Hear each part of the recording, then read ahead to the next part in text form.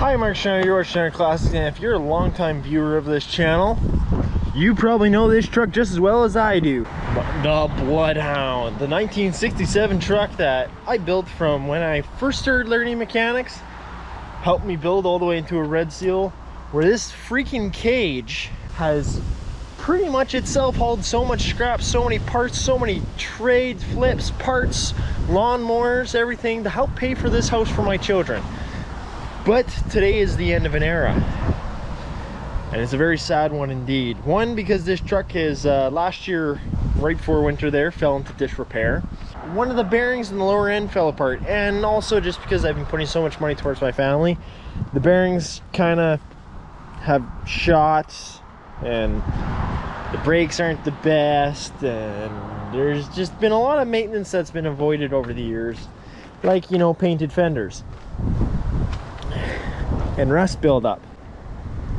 Part of that's been part of the patina, part of its charm, part of it's been because it's been a workhorse tied to a tree, and part of that is just because its job was to work, not be a luxury vehicle. Well, its job changes today. It's retiring from being a good old workhorse because I own enough trailers now that I don't need a cage truck, and also I don't, truthfully, this cage has driven me crazy that cage is coming off, and we're getting ready to retire it and start the next era of this truck. Which, sneak peek, that thing right there that you see the box off of, if you can guess what that truck is, has a part to play in this story.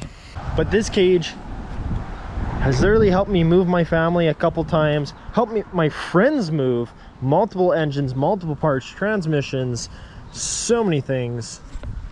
It's literally crazy. I have photos of my son on top of this cage. Like, my son was a 1-year-old standing in the back here. This thing could tell many stories that it has helped service our family. It's also given me many grievances with the city, because they see an old truck that doesn't run very often sit in a yard with a cage on it. They've come after me like, can't have a commercial vehicle. I'm like, well, that's a personal vehicle. It's not a commercial vehicle. But they're like, wow, it's got a cage, can't have a dually on the street. Well, I'm like, well, sorry man, that thing leaves one wheel peels. And just many complaints from neighbors being like, well, you can't have a cage truck. And I think I'm just done with that part of my life. As well as I would like to park this on the side of the street for once without freaking getting in trouble for having a wide rear end, even though it is 6 inches within the legal standard, because legal standard here is 8 inches 3 inches. This thing is, sorry, 8 feet 6 inches, and this thing is 8 feet exactly. I think the mirrors stick out an extra couple inches. I think the mirrors stick out 8 feet 3 inches, but mirrors don't count on your total width. But the trailer is the box is 8 feet across, 8 by 8 in here in the bed, and 6 feet overhang. Which it has done a wonderful job. It has been a wonderful truck. It has done so many things for us, and I'm glad. But it's finally time to say goodbye. So as you can see here, we already started getting some of the bolts undone. One bolt is being stubborn, and the reason for that is because back when I put this thing back together, I recall it. I actually remember it. It was the first bolt, I think, that went in, and when it went in, the other bolts didn't line up and everything when I was drilling holes and stuff, so it got pulled because I wanted same equal distance on either side for the cage to the cat. Well, putting it on was easy because the bolt head, that's right there, is all the way against the metal. If you stick but there's just enough room that if you stick a screwdriver in there, it'll hold it still. Well, to undo it, I can't stick a screwdriver there because it wants to spit the screwdriver out at me. So there's no way I can get a wrench on that bolt or anything because it's a couple inches in the bed or anything, because this thing was mounted and modified to fit the factory mounting spots, other than, you know, the rear end, of course.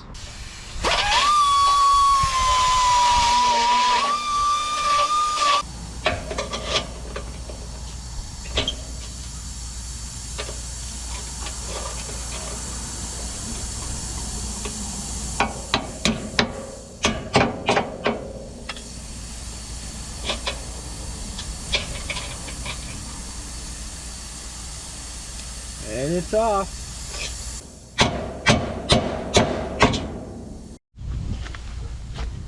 Now you may all drive.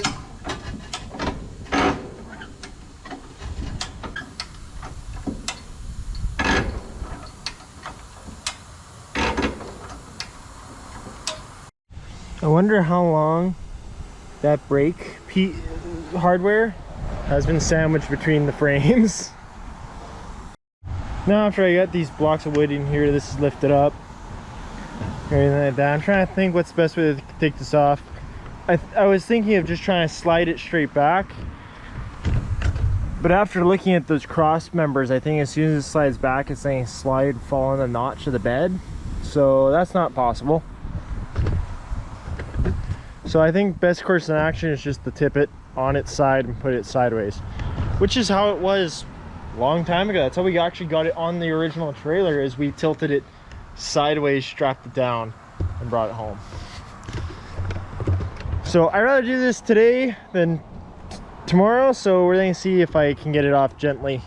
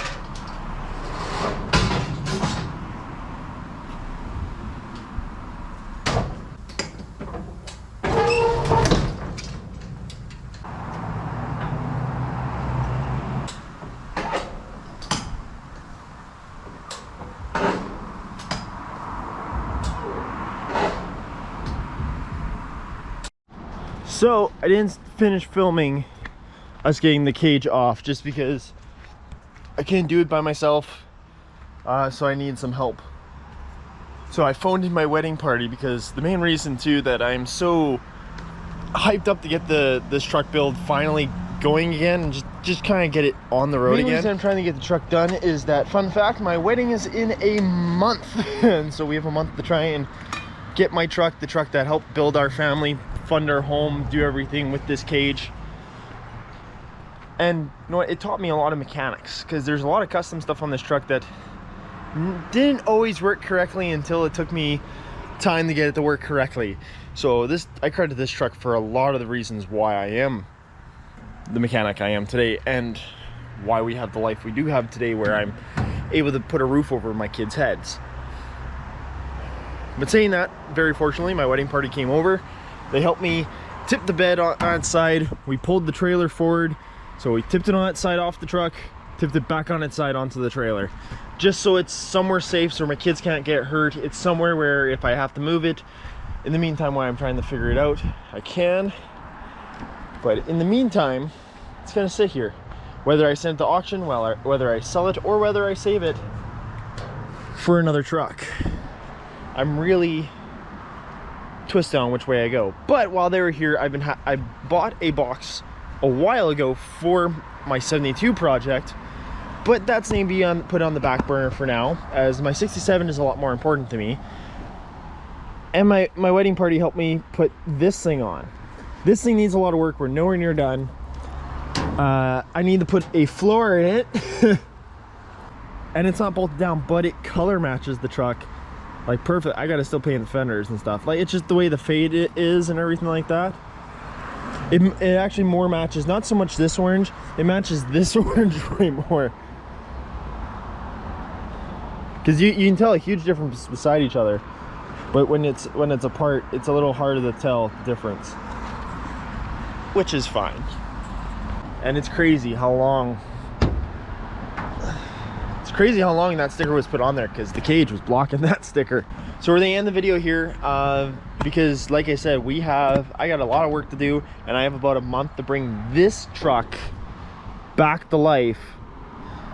Not forever, to be honest with you. I have bigger future plans that truck is going to help with, but in the meantime, let's get this thing rolling for my wedding.